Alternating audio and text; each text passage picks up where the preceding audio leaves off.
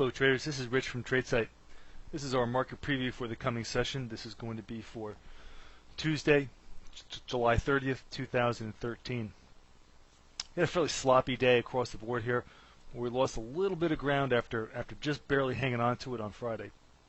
So what we'll do is we're going to wind up setting up just below a couple key levels, and we'll take a look at those in just a little bit. The other thing I want to point your attention to was the market. Well, it was down a little bit. If you look at the major averages, internally it was fairly weak. We were minus almost 1,200 issues on New York, minus about 1,000 on NASDAQ. So we'll dig down into those in just a little bit. But let's move on and take a look at the E-mini contracts. You see what the futures price action looks like on the chart. All right, so here's a look at the ES futures. You can see that we're still kind of gaining this 8-ace level. Today we used it as resistance. So the 1687.50 area is very, very important. The overall design of the chart now has leveled off, and we've really just started going sideways in this lateral consolidation area right under this key level.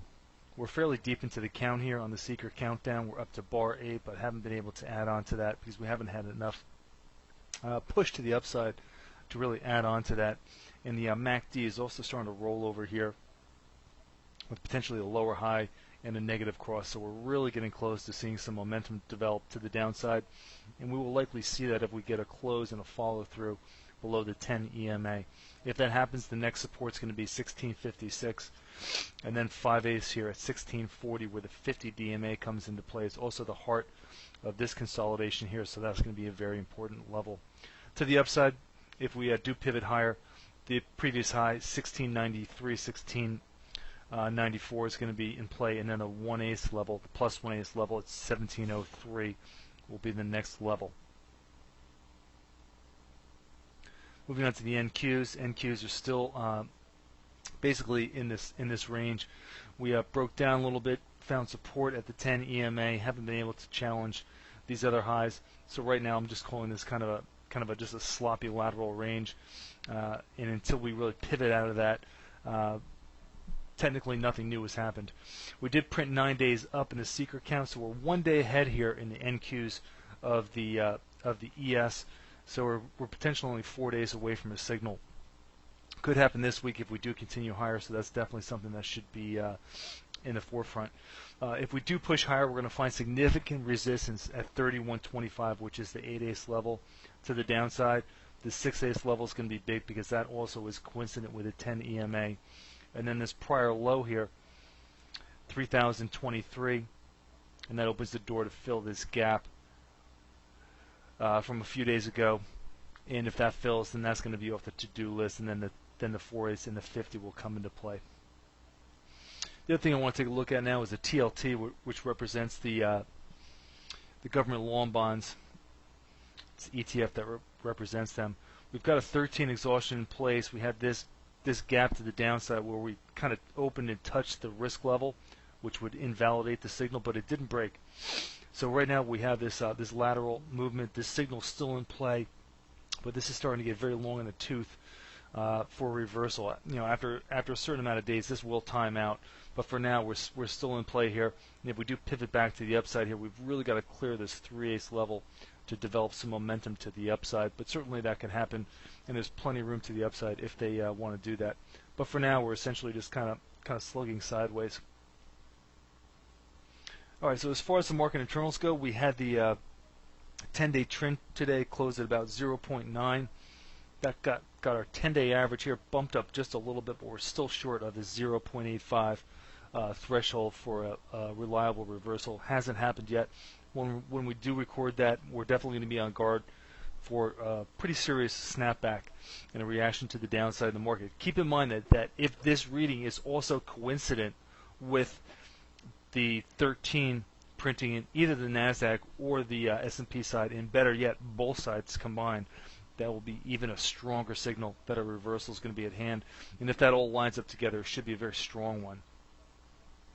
Here's a look at the total put-call ratio. We haven't looked at this in a while. We've been in this lateral range, which tends to keep this in the neutral area, and it is there, as you would expect. So definitely going to be taking a look at this if we do make a move out of this range to see if we get some kind of a divergent reading. All right, now looking at some other market internals. So this one's pretty important. The SOX continues to lose relative strength against the NDX, and that's definitely negative. The SOX tends to lead the NDX and can provide a lot of strength. We've fallen back down below this key breakout level. Here's the weekly chart, which will clean it up and make it a little bit more visible. Here's that breakdown line, which becomes the breakout line. We spent a little bit of time above it, but couldn't hold it. We're starting to get a little bit more serious to the downside. If we do take out this prior low, this will be an expanding pattern, which is a reversal pattern, and then we really have to start thinking lower here, and that'll be a real sign of weakness, and definitely unwelcome to the bulls, and definitely something that the bears want to throw into that stew that they're hopefully cooking up to get some downward movement. Here's the BKX. That's the blue line pushed out to a new high. It's starting to get some distance on a relative strength basis versus the overall S&P. We're starting to lose that right now. We're pulling back in here. Look for support, though, in the BKX when we pull back into this area of the breakout. That could be as early as tomorrow if there was some weakness. So keep an eye out for that. All right, and here's a look at the 10-day, the cumulative advanced decline line. Let's look at the lower graph first. This represents the NASDAQ side of the market. We had this trend line that was key support for the market. We had this little hiccup in this break, which was kind of a warning shot. We did reclaim that line, lost it a second time, and just barely reclaimed it, and are now rolling over again. Since NASDAQ tends to lead the broad market, we want to make sure that that this can reassert itself and curl back up here. Looking at the New York side remains broken below this uptrend line, which means that there's fewer and fewer stocks doing the heavy lifting here, and that the overall market breadth is waning. We're actually starting to decline here, and the real problem is that this high is still in place and hasn't been taken out. So this is definitely cause for concern here, because we've got this double top in place and we're potentially rolling back to the downside. This has really broad-based, long-lasting implications when this starts to affect the market, which it probably will sooner rather than later. This is kind of a slower moving indicator, but it does lead the market, but it doesn't move violently usually. So this has already indicated that we're starting to roll over here and haven't been able to take out that double top. The market's trying to push up to new highs, but this is not cooperating. So we need to see this on the broad market side make new highs, and if it doesn't, that's going to make any new high in the market suspect, because that'll mean that it's got very, very narrow breadth and not a lot of support from from the broad base of stocks. All right, so let's take a look at the individual sectors. Let's click on percent change here and rank them from best to worst. The utilities, which is the defensive group, was top gun. Cyclicals were okay. Pharmaceuticals are generally defensive as well. So you see in the consumer staples were up there as well. So mostly defensive names at the top of the list here. At the bottom of the list, the economically sensitive airlines were weak. The BTK was weak. Transports, economically sensitive, were weak.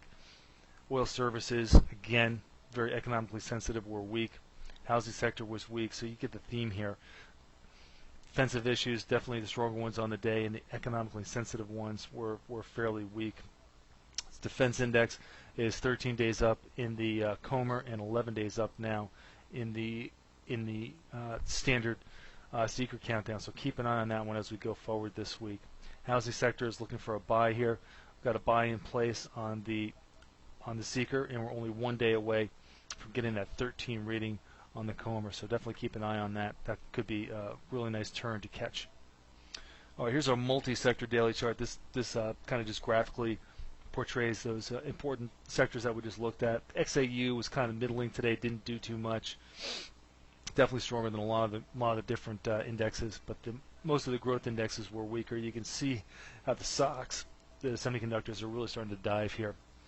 Everything was down a little bit today. All right, so let's start with the bottom of the pile. Here's the SOX. SOX were weak, relatively weak today. We expanded the range to the downside from this little rollover. We closed below the 50 DMA. We're coming into minor support here at the 6A's level at 468 3/4. We're 8 bars down now on this setup phase. So if we get to, once we complete 9 bars down, we're going to find some support from that and probably start to level off. So tomorrow's probably not going to be a great day to start initiating shorts in the semiconductors. I would definitely treat those as rentals only on the short side. Doesn't mean you can't scalp them short, but I wouldn't be taking those home looking at 9 days down there. Let's flip over to the BKX banking index, just barely nudged below the 10 EMA. You can see that we've been above the 10 EMA since late June. So this is a pretty notable change here. Also note that we could be crossing over here in the MACD to the downside. No bar count here in the way from the setup phase. We're only two days down there. Now let's flip over to the oil services. OSX dropped down fairly aggressively today. We do have our MACD cross to the downside. This went down to the 50 DMA where we're going to find first support here. Next support is going to be 257.81, and we're still relatively early in the bar count, so we can definitely keep working on these on the short side, and they're definitely things that should be popping up on the scans as we seem to be picking up some momentum to the downside. And finally, here's a look. Let me just flip this chart. All right, so here's a look at the gold futures. We are 9 days down. And pivoting off of that, we're starting to return back to the upside here. We're congested here right around the 50 DMA. If we pivot a little bit higher, we definitely could break out this consolidation range. If we take out this consolidation range, we're going to be looking for this static trend line to come into play. So we've got plenty of room here up to about 1384, 1385 or so before we get into the next area of resistance. So we've got support here so far from the rising 10 EMA. Got support from this rising 10 EMA, and then right now we're kind of just wedging in here. So when we do break out of this range one way or another, we should have a pretty nice move. So make sure you don't move that. The GLD has been a nice player. Buying breaks has been working, so I'll continue to do so until we lose this range. If we lose this range, then jump right on the short side, and then we're going to target this 1250 area. All right, folks. As always, thanks for listening. This has been Rich for TradeSight.